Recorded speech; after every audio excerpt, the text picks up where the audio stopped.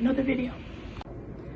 So because I don't have a tripod, I had to be creative, and now I have this setup. Yep.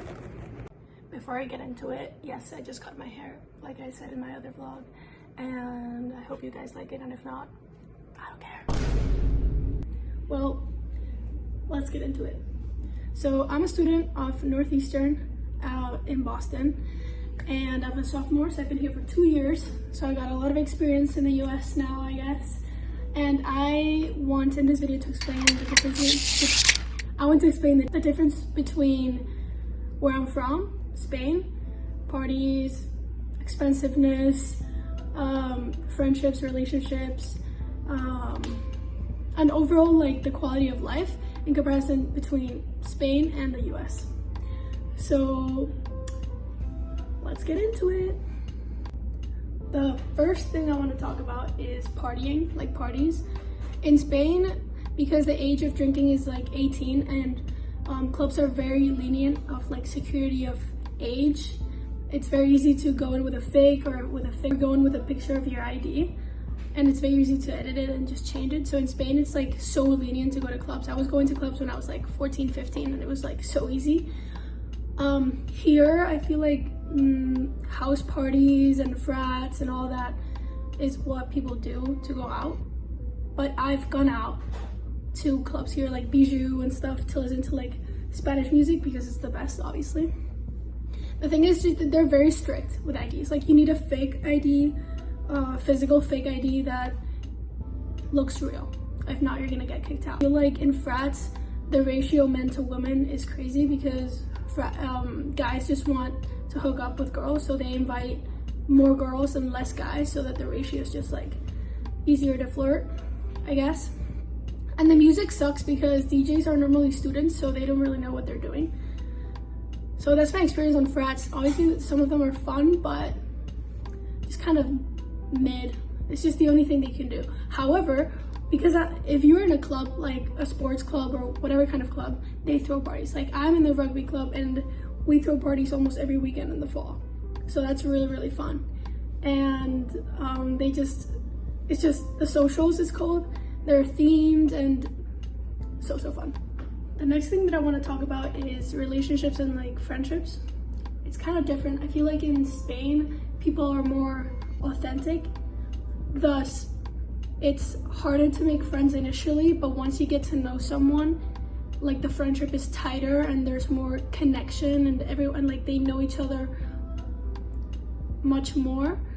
And I feel like it's more of a genuine connection.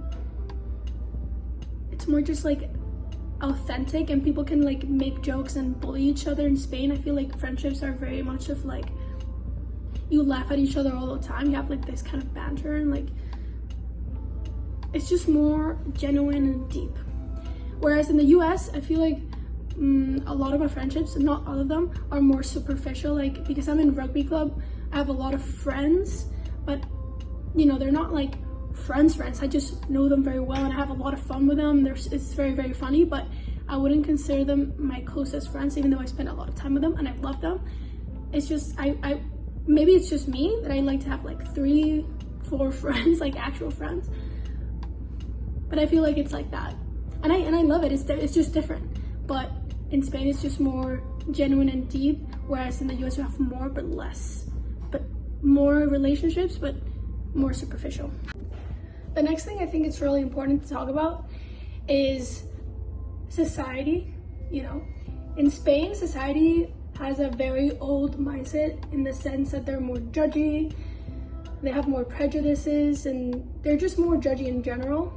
Like, I'm bisexual, and I feel like in Spain, sexuality is, in different cities, there's less open-minded people, so it's just kind of weird to talk about it, and a lot of men ask a lot of questions, and it's kind of disgusting how they ask about that.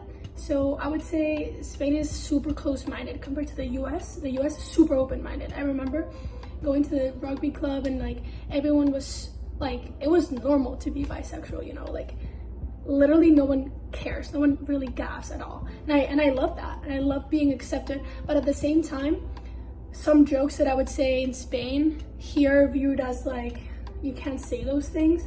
So it's a two-sided coin, right? Like there's a lot of sensitive things topics that you can't really talk about, but then they're also super, super open-minded and accepting of everything. So it's cool, but at the same time, like humor is a bit dark, so I don't know. Last thing I want to talk about is quality of life, spending money, Spain versus the US. I think in Spain, you know, wages are very, very, very, very, very below the US. But at the same time, things are cheaper. So, you know, that kind of like, there's an equilibrium, there's a balance. But in the US, there's this culture of consumerism that's insane. I mean, there's people make a lot of money and they've worked since they were 13, 14, they've had summer jobs. In Spain, there's not a lot of people that have summer jobs, or like, they really are dependent on their parents. I was dependent on my parents. I didn't have a job, but that was normal there, you know?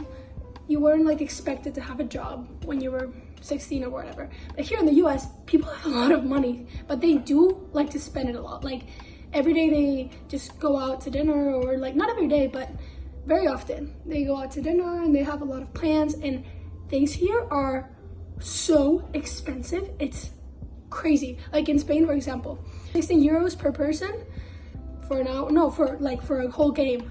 And here, I remember paying like $25, maybe more, like $30. And like we had to like pay more and more because we wanted to play more. So it's just crazy. Because just for a silly thing like going bowling, you have to spend like $50 or something. So I don't like how expensive things are here, but at the same time, we earn a lot. So it is another equilibrium. But thank you guys for staying to watch the whole video. Hopefully you better. And I'll see you guys next week for the next weekly vlog. I don't want to make any spoilers, but it's going to be really, really, really, really, really, really, really fun. So subscribe, like it. I don't care what you do, but just if you like it, just follow me, because I gotta make a lot of good content, and I know this because I have a really fun life, and well, I think so. So yeah, goodbye, see you later, see you next week.